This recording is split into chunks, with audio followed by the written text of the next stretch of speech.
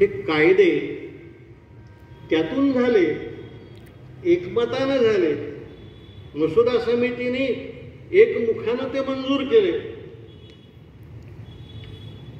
हे तेव्हाची गोष्ट आहे. इतकी कलम, इतके अनुच्छेद, त्यामध्ये जनतेचे अधिकार सांगितले गेले, सरकारचे अधिकार मगाशी मी म्हणालो तसं सांगितले गेले. पण घटनाकार फार बुद्धिमान होते. त्यांना हे माहिती होतं की जनतेला कितीही अधिकार दिले तरी जनता आपल्या अधिकाराचं रक्षण कसं करणार? तिच्या हाती काही शस्त्र नाही. तिच्या हाती आपण काय दिलंय? तिच्या हाती आपण काय दिलं नाही. उलट ज्यांच्यापासून रक्षण करायचं आहे त्या सरकारला मात्र सारा आहे. त्याच्या हाती सैन्य आहे, पोलीस आहे, तुरुंग आहे, आणि आता तरी ईडी आहे, इन्कम टॅक्स आहे. आत्ता बातमी मी वाचली, भारत जेव्हा स्वतंत्र झाला तेव्हा आपल्या सरकारच्या तिजोऱ्या रिकाम्या झाल्या होत्या. पैसे नव्हते ना, इंग्रज सगळे घेऊन गेले होते. तर रामराजे नाईक निंबाळकर जे आहेत, जे महाराष्ट्राचे मंत्री होते, त्यांच्या वडिलांनी आपली तिजोरी भारत सरकारला स्वाधीन केली होती.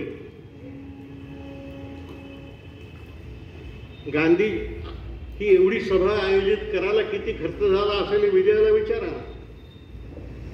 गांधीजींनी 1920 पासून सत्याग्रह चालवला ना 47 पर्यंत, किती खर्च आला असेल. पण बिर्ला, बजाज सगळ्यांनी आपल्या तिजोऱ्यांच्या किल्ल्या गांधींच्या हाती दिल्या होत्या ना.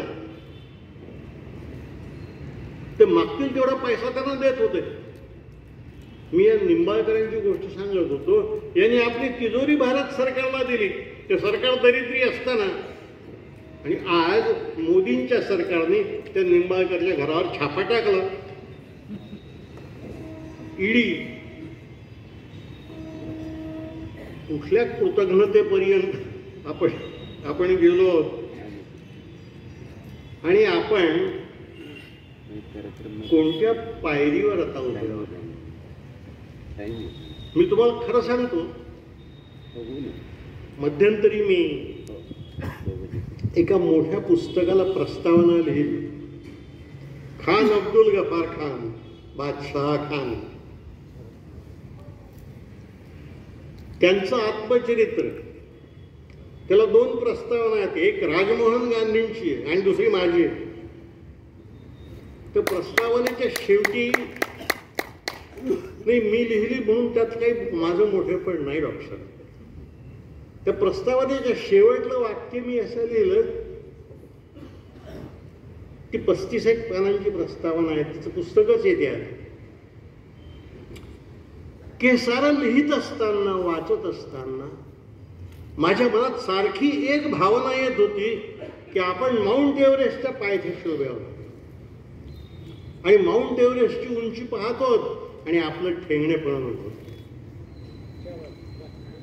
जेव्हा जेव्हा गांधी, जेव्हा जेव्हा आंबेडकर, जेव्हा जेव्हा नेहरू, जेव्हा पटेल, मौलाना अशी नावं येतात ना, तेव्हा मी तुम्हाला खरं सांगतो, आपण किती लहान आहोत. आपण यांच्या पायाच्या धुळीच्या बरोबरीचे सुद्धा नाही असं माझ्या मनामध्ये येत असतं.